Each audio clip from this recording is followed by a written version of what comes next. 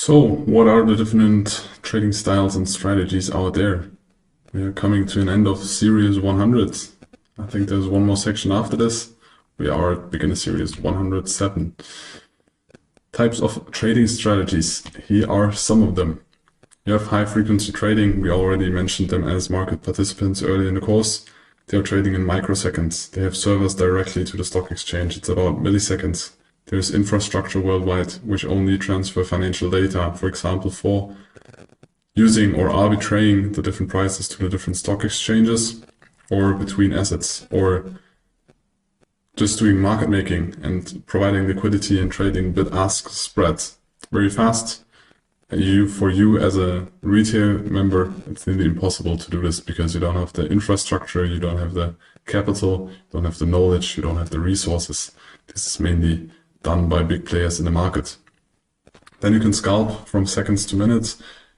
You can do this as a retail trader. You need fast data feed, you need a good internet connection, you need a fast computer, and then you can do this. So you can scalp in the order book. It's very short term. It's possible. You're only in the markets for seconds to minutes, not longer. This is called scalping. You can do this as an individual, but it's not the main approach we're going to teach in here, but there's this style of trading some people do.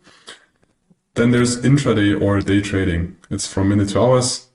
There is multi-day trading, so you trade or have positions for a couple of days, and there's swing trading where you have position or trades from days to weeks, and there's position trading, which is a holding position from weeks to months. And it depends which trading style fits to you, depending on how much time you can invest, how much time you want to invest, and what you want to focus on. And this is your personal decision. Not everybody's made for scalping, not everybody's made for position trading, because in position trading, obviously you need a lot of trust in your analysis, and you need to trust your positions. In scalping, it's way more decisions. For me, it's way more stressful, but some people like it.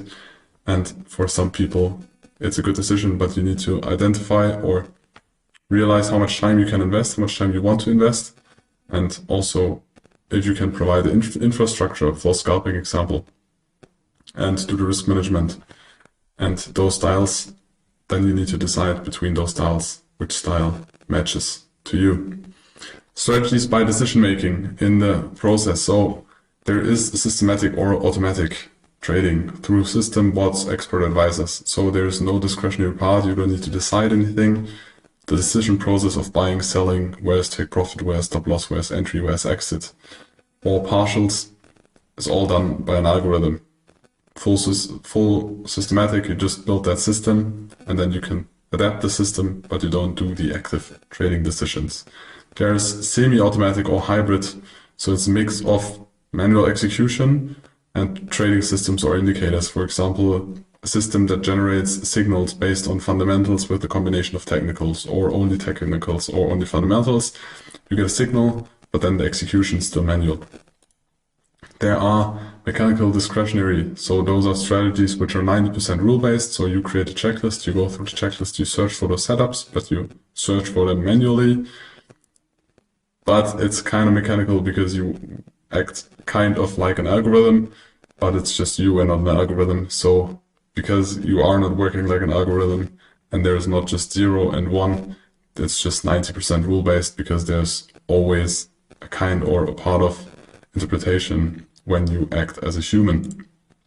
And there are discretionary strategies, which are manual strategies. They are rule-based, but they have a lot of space for logical integration and context analysis. So you analyze the correlation between different assets, different economies, the last or the previous economic numbers that have been published, and then you build a thesis or an analysis, and then you act on that analysis. But there can be approach, you analyze, but it's not that rule-based. It's not, it happens A, then you do B, and after B you do C, and then D.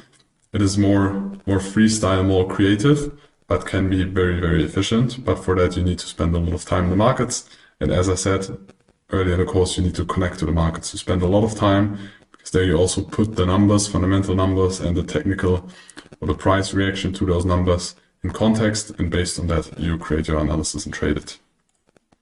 And there is intuition trading, which is fully based on discretion, intuition, and gut feeling. So you have a feeling about the markets. I've seen people that have crazy feelings about, most of the times it's one specific market, and they trade that way, and they are very successful, but they really focus for years just on one market, and then they master this market. But it's nearly impossible to copy them or to learn the same strategy because it's mostly intuition. It's like they rewired their brain like an AI to a specific market. But I would describe this as intuition trading. There are different types of analysis. So there are fundamental strategies where you act and trade based on fundamentals. Or you can trade on news-based strategies. So fundamentals are more long-term. You can also use news-based strategies, which are obviously based on news. So have a news release and you act on that, before that, slightly after that. Before the news, most of the times markets kind of sideways, but after the news there is a lot of, and especially during the news, a lot of volatility. There are technical strategies where you only trade technicals. You don't look at fundamentals or news at all. And there are hybrid strategies where you do a combination of both, which we think is the best one, but you can make all of that working. There are people that have very good strategies with only trading fundamentals. There are people that have good performances with only trading news. There are people that have good performances with only technicals. And there are people that combine everything and also have good performances as well. Here depends on what works for you. We will explain to you how we analyze fundamentals and how we will have our technical setups later here. There are different strategies by setup, so defined by where you search for a setup. We have some small pictures here, and now we give all the pictures some names and strategies by setup. I think very famous one is range-bound strategies. So you look for a range or you try to anticipate a range before it happens. So you sell at the bottom, you sell at the top, you buy at the bottom, either take profit or open a position. Those are range-bound strategies. Different type are mean reversion strategies. The approach to this is that you think there is a mean, so there is some price level where the price of an asset is going to fluctuate on the upside and on the downside, but it will always go back to that mean point. So you will try or scale into a market most of the times. The further the price, the higher the standard deviation from the mean or the middle of the price is, you think, to the upside, but also to the downside. There are reverse strategies where you try to catch a reversal. For example, a falling knife, so a downtrend, and you try to buy into the downtrend, and after that the price reverses. Or even in an uptrend, you try to catch the reversal or the start of a downtrend. You have pullback and continuation strategies, so you have a trend and you try to buy the pullbacks or sell the pullbacks in a downtrend. Either way, it's a pullback, and you need to or try to find the best price into that trend upwards or downwards. There are breakout strategies where you say, okay, you have a defined point, could also be a range, could be a trend structure, could be anything. You try to scale in when there is a breakout above this price point. Very often you use stop limit orders for that.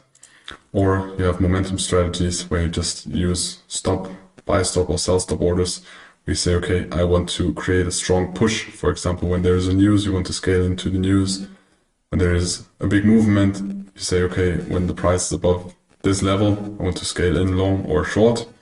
And there are non-directional strategies, but we will not go deeper into that. But it's still important to know that there are strategies like this where you, for example, sell options and you earn money as long as the market or the price moves within a range. Doesn't matter if it moves up or down, or if the market stays below a specific volatility. And then you earn money. If it exceeds that, you lose money. But those are the strategies by setup you need to know.